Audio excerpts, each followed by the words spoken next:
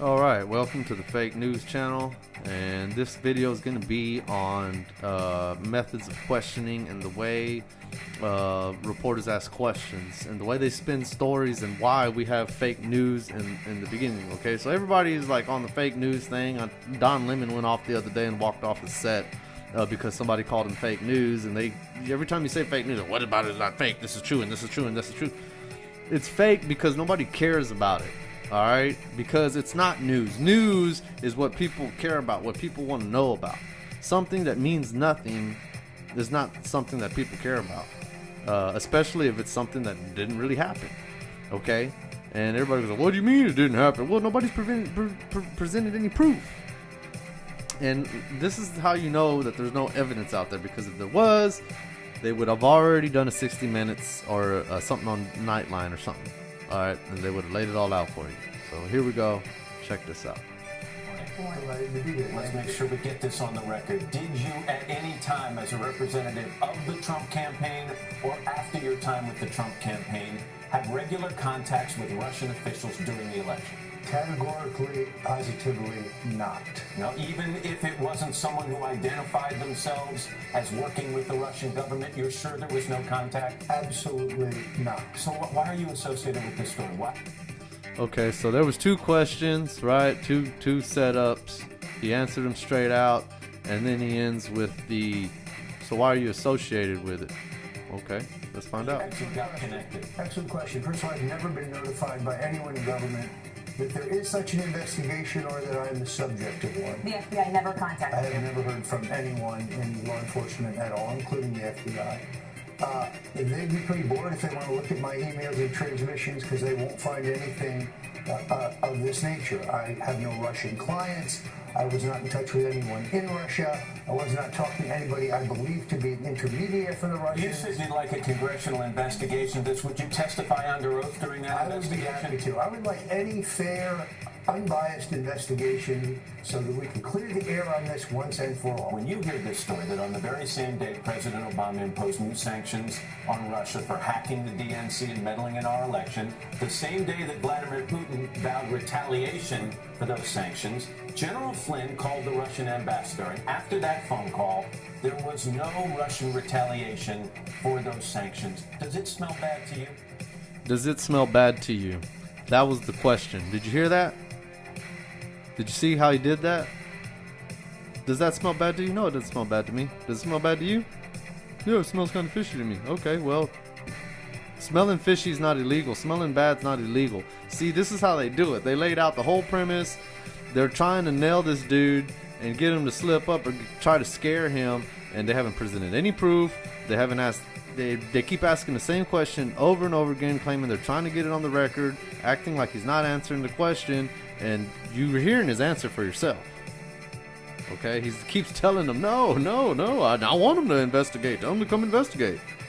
Well, not as bad as the fact that the same exact story that we have read ran almost word for word, recycled in fact, from January 20th, the day Donald Trump was inaugurated. The same story with the same lack of proof.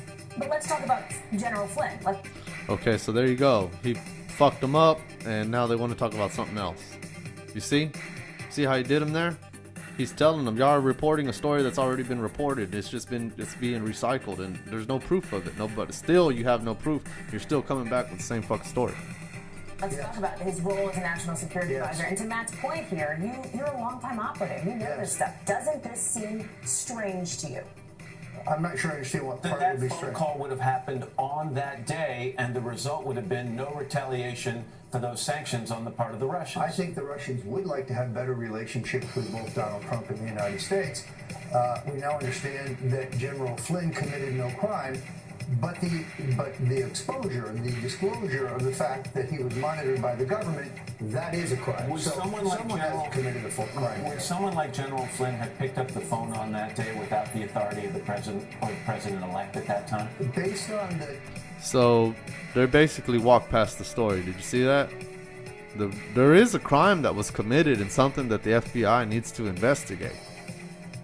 But that's not what they want to talk about. They want to talk about what happened that's not illegal. transcript that I read, the purpose of the call was to set up a phone call for the President of the United States. What transcript did not seem inappropriate. I read a transcript. I thought it was in the Times, in which they skirt the question of sanctions. And the I think it was paraphrased. I don't think it was an actual transcript. Let me ask you about what's been going on in the White House over the last couple of days. The resignation or firing of General Flynn. It seems as if there is a struggle for power in the West Wing. You know all the players. What's going on? I do think that, unfortunately, there seems to be a division between those who are loyal to the president and those who are loyal to the Republican National Committee. I generally think that in the newest administration, you should hire as many experienced, capable people who are supporters of yours and who are loyal to Donald Trump from the beginning. There are room in the departments for people who are just Republicans, but the leaking that is coming out of the White House is a manifestation of the fact that there are people who've been hired who very sadly are not loyal to this president. Is this suggestion? And there's some truth right there. You see? And this is what you call getting red pilled. Alright? Everybody seen The Matrix? Wake up.